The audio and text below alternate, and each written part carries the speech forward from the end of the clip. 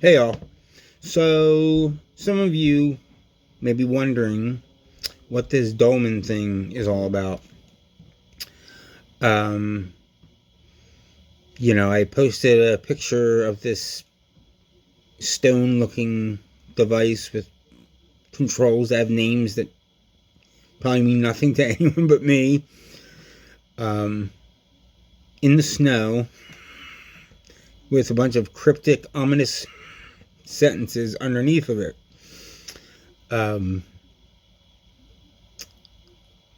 this is gonna be long, so just, you know that going into this. So if you need to pause it and go get something to drink or eat, or you just want to watch it later, or you just want to skip ahead, whatever.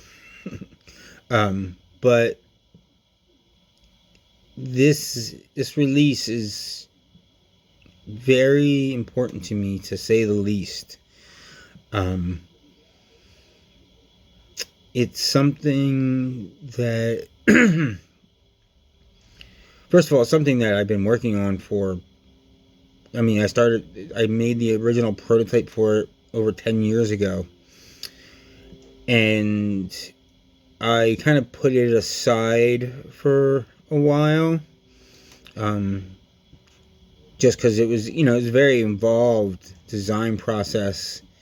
And, like all my designs, it's very much an exploration of sound and electronics and just trying things out and trying to use intuition to guide me through these explorations, and searching for new sounds and interesting ways of doing things electronically. But so I put this design aside essentially for quite a few years, and then recently revisited it and was like, I need to release this. This is, among all these designs that I've been sitting on, that one, I think what's so special about it to me is that I have this vision of what I want the future of Mountainking to look like as far as technology. And there's a handful of things that I want the future products to contain, to encompass. And some of that is stuff that's purely for me, for personal reasons, and some of that's for expressing, putting certain things into the hands of my customers and the users of the stuff. I've thought about this a million times. I'm like, how am I going to start? What do I say? And, of course, with something where you're not really giving people, sound samples of it right up front, there's the risk of making it into this massive, grandiose thing that may, when people finally hear, they may be like, eh. And that's, I'm fairly confident that that's not the case, but my work is so personal that it's there's always these risks of putting myself in these vulnerable positions, and then that scares me, and worry, and I start to worry and whatnot, and I have to try to get back to a certain spot where I tell myself that this is, I've gotten to a point with my work that it is what it is, and I'm either it's either going to succeed or fail, and I can't,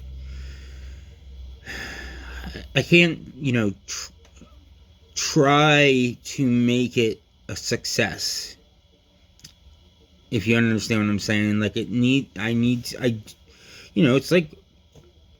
like artwork, really. It's like you do it for personal reasons, and then you put it out there for the world to see, and you hope that the world, a good chunk of the world enjoy it or get something from it that's, is important to them, or something, that where it like affects them and not in a negative way.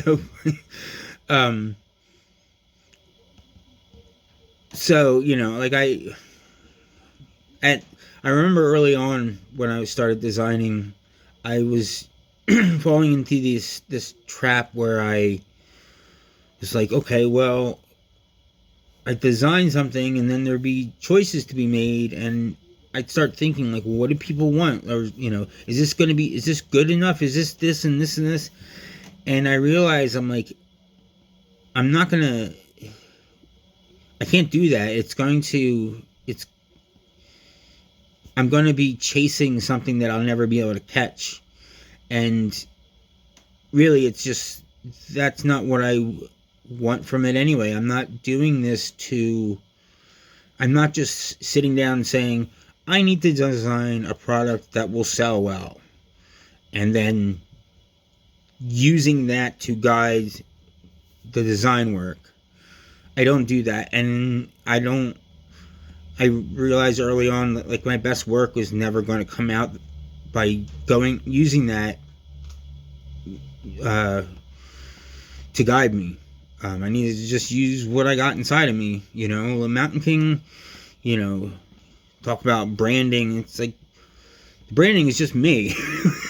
It's like the stuff that I dig, I put myself into this, it's a very much a personal expression. So it's like, I let, every little, from the font on the pedals to the names, everything is just, it comes from some particular place inside of me, often from my early childhood. And, and the way I design is totally heavily influenced by like my ADHD and my,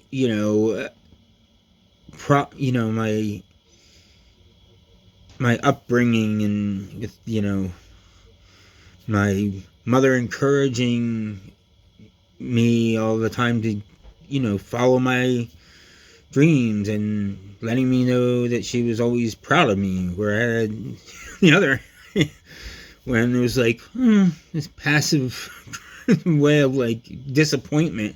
So it's like me wanting everything to be, perfect and just right for myself before I put it out there is, that meticulous, like, little obsessive designing that I do, where it's like I'm sitting there like switching back and forth between two different like components that are like barely any difference in the sound whatsoever, and I'll do that for weeks, and just like, before I'm exaggerating a little bit, but it's like that. And so the dolmen,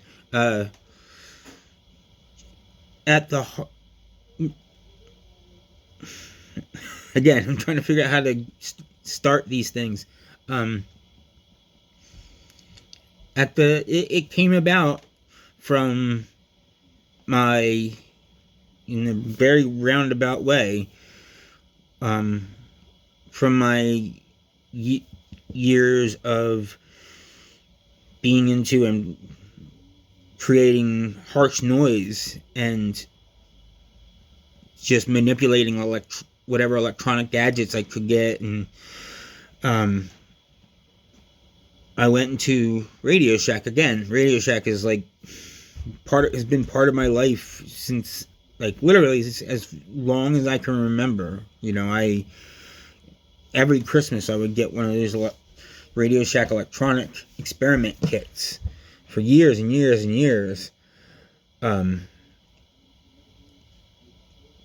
But so, I walked in the Radio Shack and I'm always looking for gadgets they have on sale. And, once upon a time, when there's that transition between the old, realistic stuff to the brand to the, more modern Radio Shack, there was all these cool gadgets from back in the day that they had it sitting around. They were just,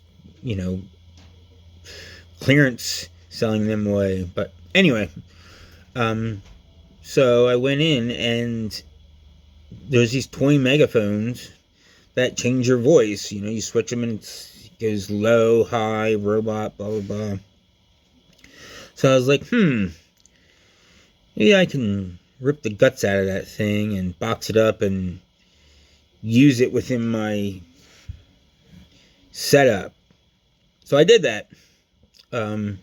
I put it in a box, and I was using mixer feedback, like everybody was in the mid to late 90s, and it would generate various noise, and didn't really do anything that exciting, but it ended up still being like a crucial piece of the puzzle. So I got the guts out. I put it in a Radio Shack experiment enclosure.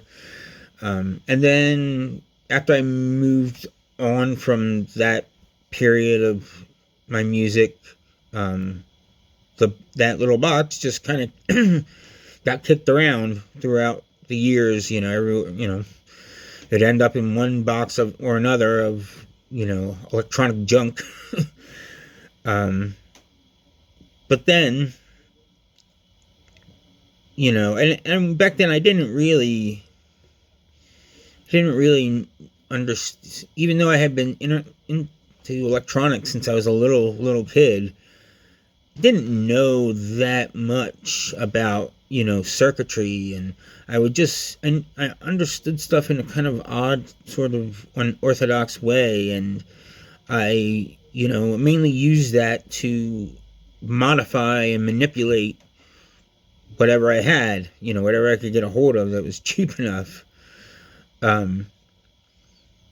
So fast forward to, me starting Mountain King and experimenting, and a few years in, I remember one day looking through a box of like old pedals and stuff, and I found that boxed up voice changers thing, and I took it and I was like, I'm like, I wonder what's inside of this, because it's been a decade or so since I did this thing, and so I opened it up and I saw there was this chip in there. And I was like, I'm like, let me look this up. Let me see if there's like a data sheet on this or something. And I ended up finding it. And I was like, okay. And I desoldered the chip from the board, put it into my breadboard, and wired it up as per the, data sheet letting me know how the thing works. And, I wired it up and plugged my guitar in. And it was instantly the most amazing sound I'd ever heard. I was just like, oh my God. I'm like, this is so creepy and scary. And it sounded like you'd hit a note and it sounded like a old deteriorated tape started playing at like lower speeds through like a broken tape recorder. Like some kind of like terrifying horror movie EVP, but your guitar. And I started experimenting with it and kept finding all these cool things that I could get it to do. Like some of it was stuff that it's supposed to do. Some of it was stuff it definitely wasn't supposed to do, because I destroyed some. Eventually I bought more of the chips once I because I destroyed. No, I didn't destroy that first one, actually, because I still have that. But anyway, I started just doing what I do in my experiments, where I just I look at a circuit and I just think, what will happen if I do this, if I connect this to this, or throw this into the signal path, and then hear what happens, and then I go from there. And that's how I went with this. And then of course there was those things where while you're experimenting on the breadboard, you accidentally disconnect something, or something accidentally touches, because it's just this mass of wires, and at least the way I do it. And I found ways to make it do crazy things that I just couldn't. It blew my mind. I'm like, wow, it's doing this like weird flanger thing. I'm like, how can that be? There's no delayed chip involved here. It's just, and then just like crazy weird artifacts, like noise artifacts that would happen, certain things. And and the pitch shift, it's like this pseudo pitch shifter, so it's not really just changing the pitch of what you put into it. It's doing this weird frequency shifting, which is a ring modulation type of effect. So it sounds like you're bringing the pitch down or up, but it's also, within that is all these weird dissonant sideband frequencies like you get with a ring modulator, which just makes it that much more disturbing and weird and awesome. Excuse me. So I experimented and was I had to build all the circuitry around this chip, preamps and post amps, and trying to find ways to make the pitch frequency shifting controllable via control voltage and stuff, and just making decisions on what to do. And so I built a prototype, and I was like, this thing's awesome, but I was I was working on other things, and I was trying to I'm always trying to balance the business where I can work on these things, but also keep on top of my orders and stuff. And so I built a prototype and I put it aside, and then a few years later I went back to it, and I was going I was more I became more focused on trying to get it to a point where it was ready for release. And I got another prototype that it's even better than the first. But things happen, and my life kind of got messed up for a while, and so I put it aside again. And then a few years ago I was like, what, I keep thinking about this design again and again throughout years, a span of years, many years. And I was like, this is something special to me. And I think,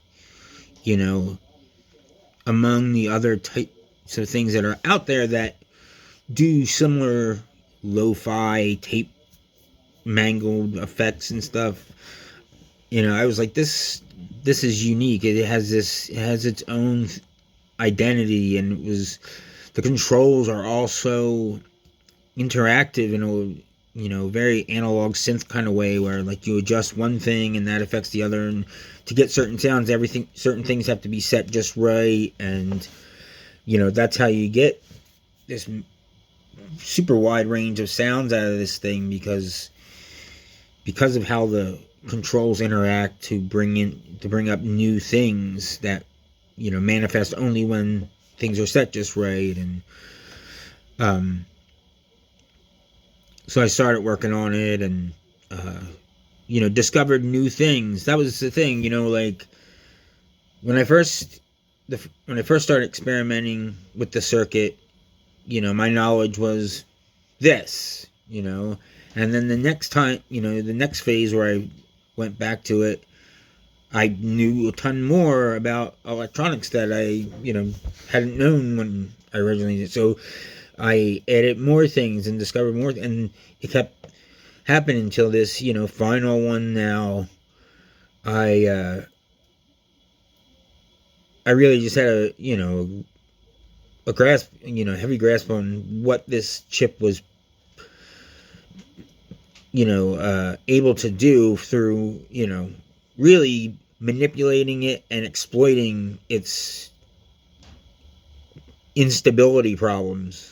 Some of the controls are literally destabilizing the power supply section.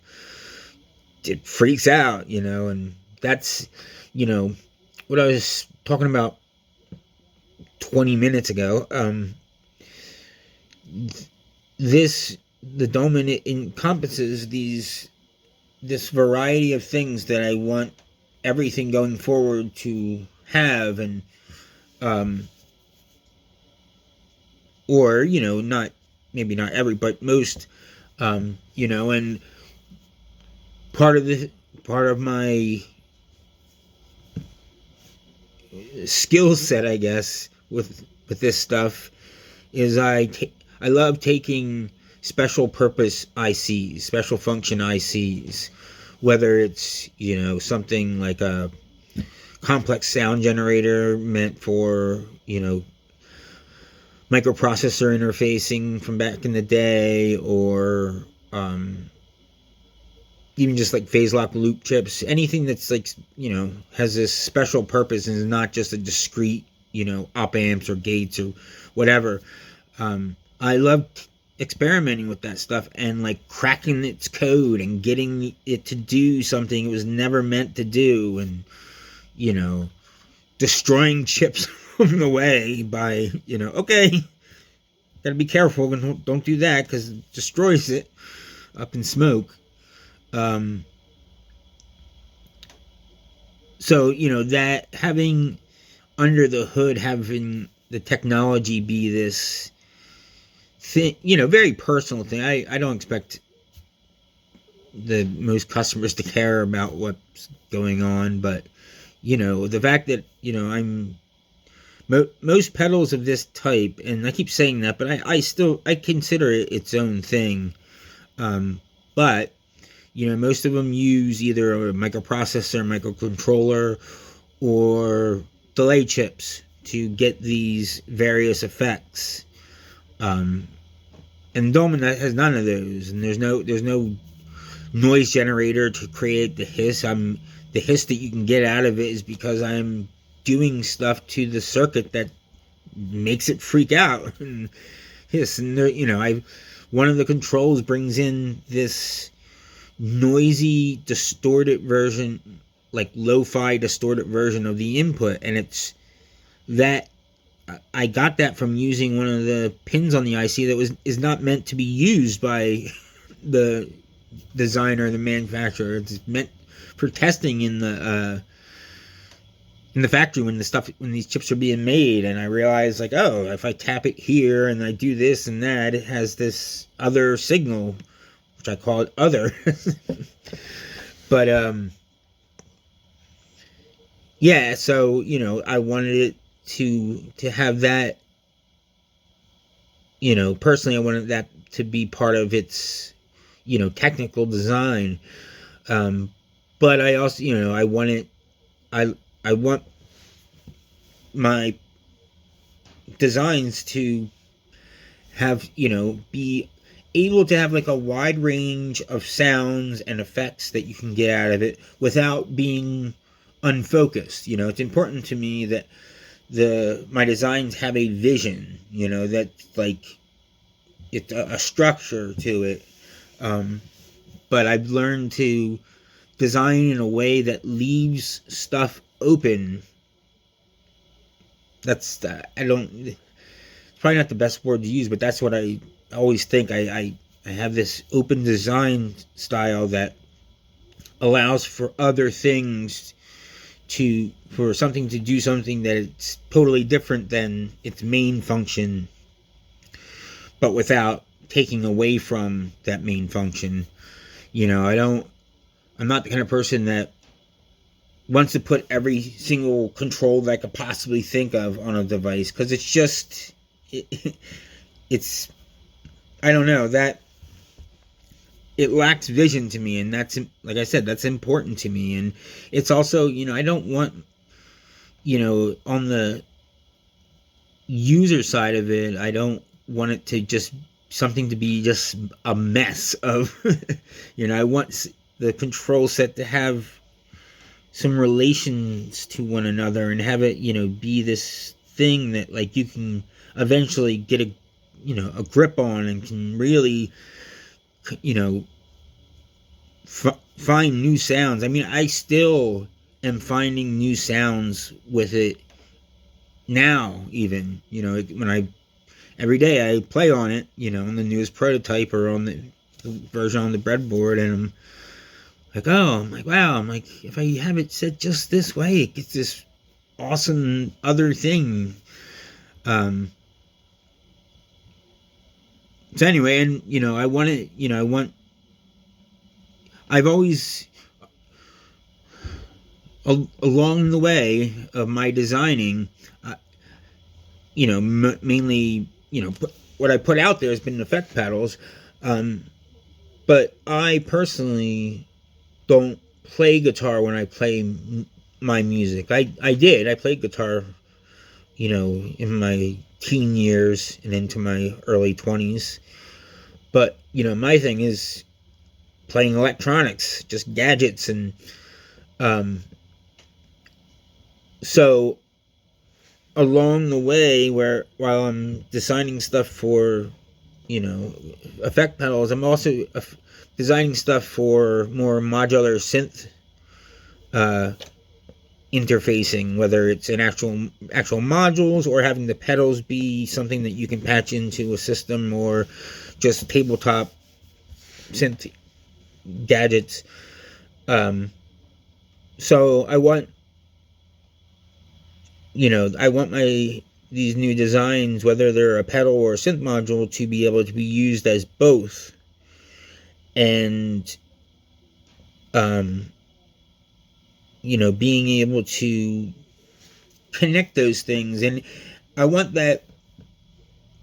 One of the reasons I want that is because I want to introduce more people to the electronic side of, the purely electronic side of playing music, and the modular synth scene and stuff. I want to bring people into that, because I know it will enhance things for, even if people who don't throw themselves headlong into it. I think people will be able to find, like, new ways of doing things, from the knowledge that they get from experimenting with that side of music technology. So, and I want these things, even the things that are meant for more like electroacoustic instruments, like an electric guitar, I want these devices to be able to be paired with other, instruments, whether it's a keyboard or a piano or a horn, or, other acoustic string instruments. I want stuff to, whenever possible, be designed in a way that allows that, allow the input structure to allow those instruments that maybe have, like, low output signal or no output signal, electrical output signal, and has a pickup put on and stuff. So, I want, be able to, you know, have things, work on a harp. It's funny that saying that now, because I recorded, or my buddy Nate and I recorded um, harpist, and playing through one of the earlier prototypes of the Dolmen, and just this insane it sounded, just doing that weird oscillating flanging thing. It was just bananas. So yeah, so that's another part of this. And I want, it's funny, people, I watch a lot of reviews of pedals and just music technology demos of things, and people talk about the devices having an intuitive design to them, meaning, something that's you're instantly able to apply what you've learned from, the average instrument out there, average device, and being able to instantly apply it to a new piece of gear. But the thing about that is, if something is innovative, new, it's not going to have an intuitive, it's not going to necessarily have an intuitive interface or just control set. To be innovative, it needs to be new. It has to have things that are new, that you're not going to be familiar with. That doesn't mean that they don't have an intuitiveness to them. But it's funny watching stuff, demos where I'm just like, someone's like, kind of like, well, I wish it was like this. And I'm like, well, you can't be like that and be like this at the same time. It's like, come on, think about this, or just like,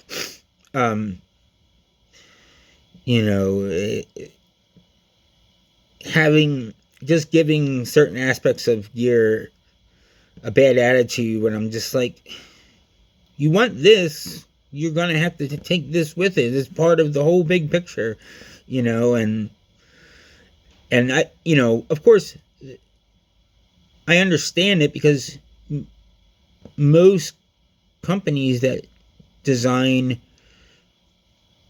electronic music technology devices are doing it are trying to make something that is going to, number one, they're trying to make something that is going to sell well. Like, that's the number one thing that they're doing. And in that case, you're going to want to make things as intuitive as possible, because you want people to instantly be able to start using it, and not having this like learning curve to it. But you got to understand they're not going to necessarily try to give you something new. And maybe you don't want something new. Maybe you want some, there's a reason why there's like a 12 trillion, tube screamer clones and variations and stuff like out there. It's because it's easy for people to instantly be like, okay, I know what this does. This is safe.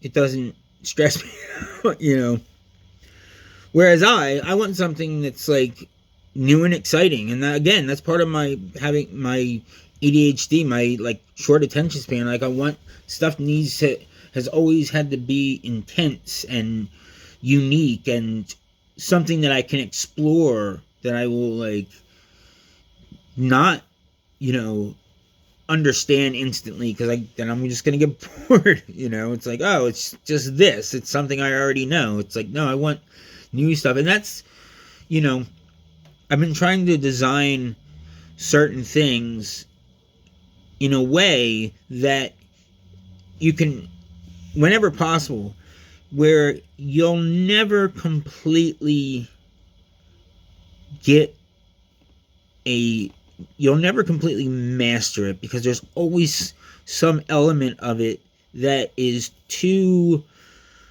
I don't even know what the word, not sensitive, but like, like on, uh, modular or just analog synths in general, with, my Pro 1, Sequential Circuits Pro 1 synthesizer is kind of like a modular synthesizer system, except it's most of it's pre-wired. There's a section that actually you can route things in different ways, but it's something, you get a sound, and if you change the controls at that point, you will never get that sound back again. Nothing, you won't get that exact sound ever again. You can get close, but it's like, I guess that's kind of what I want it to be. I want my, my creations to be such that you can always find something new in them, and always just, get new inspirations from it, whenever possible. It's obviously,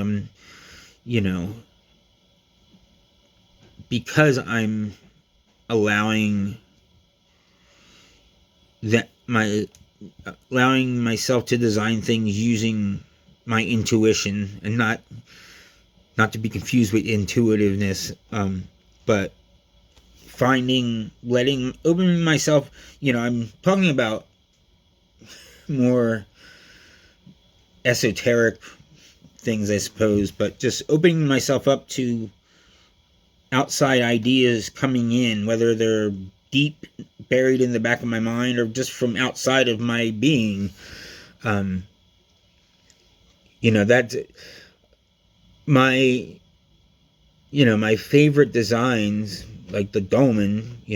I keep telling people, I'm like, this is like my magnum opus. I'm like, I'm really leaving myself open for some heavy stuff, because it's such a huge deal to me. It's so important to me that I get this out there, and I really want it to be something that people just love and can explore. And not just because I want it to sound really well, because that's part of why I put it out there, is because I want to give other artists,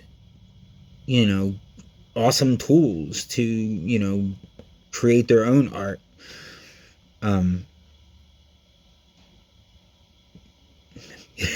Losing my train of thought with all of this now. It's just so much, but anyway, I don't want to tell you everything about Dolmen.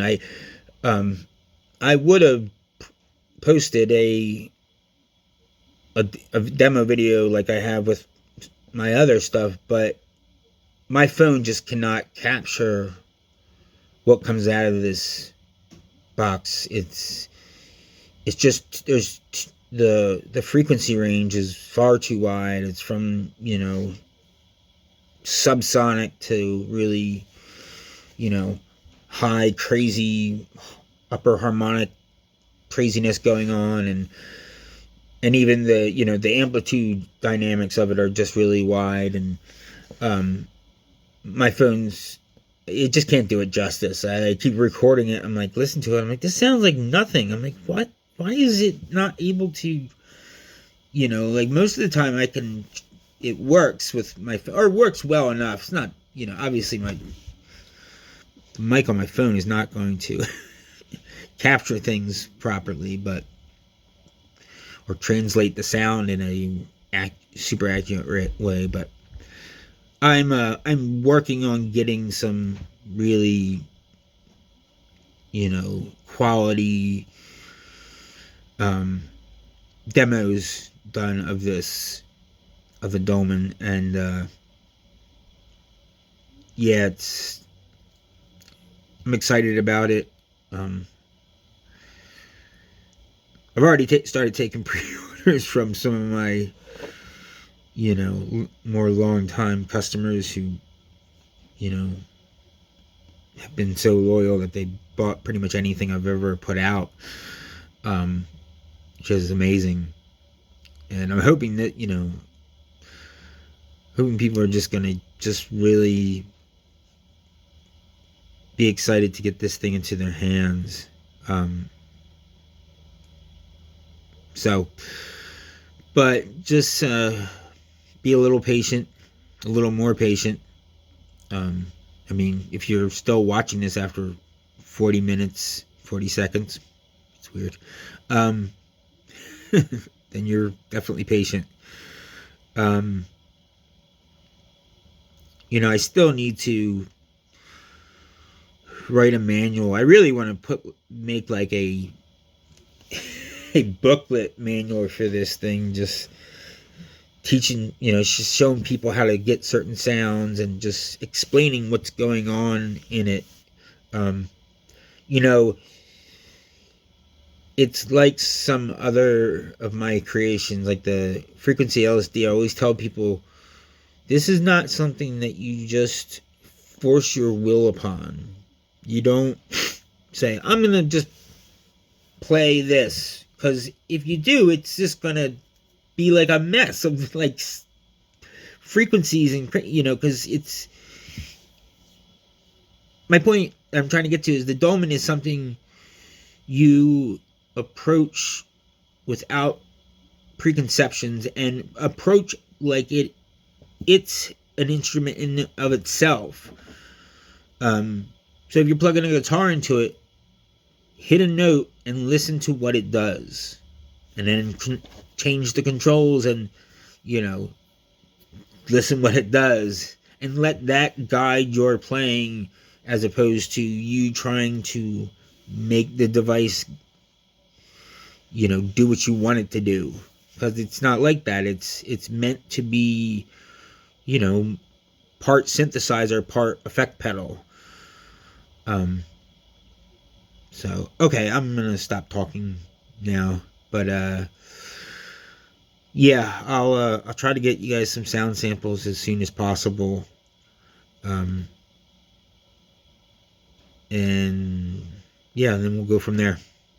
Thanks, y'all.